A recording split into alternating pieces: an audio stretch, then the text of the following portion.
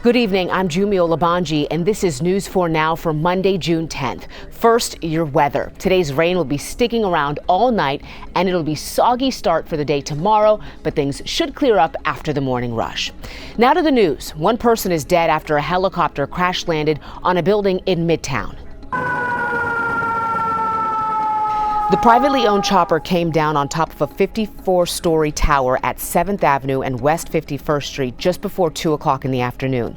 A law enforcement official says the helicopter dropped off a passenger at the East 34th Street heliport. The pilot may have been heading back to its home port in Linden when he got disoriented in the fog and rain. Then it came down on top of a building and caught fire. The FAA says the pilot was the only person on board. He was pronounced dead at the scene. Now, multiple local and federal agencies are looking into what led to the crash. The NYPD Commissioner James O'Neill says it's not clear why the helicopter was flying in such bad weather. Also unclear why it made its way to that part of Midtown where flights are banned without clearance from air traffic control at LaGuardia Airport. Mayor Bill de Blasio says there is no ongoing danger for New Yorkers. There is no indication at this time that this was an act of terror.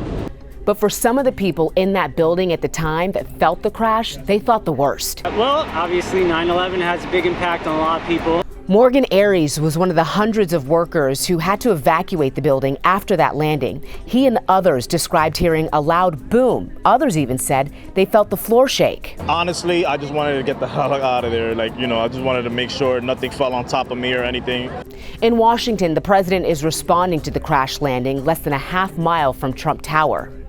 In a tweet, the president said he had been briefed on the helicopter crash, adding, quote, "phenomenal job by our great first responders."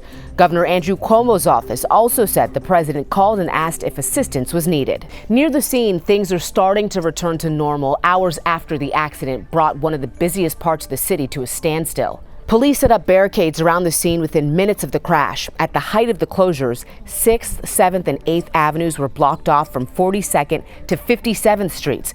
Those streets began to reopen just before the evening rush, but gridlock still stuck around for hours.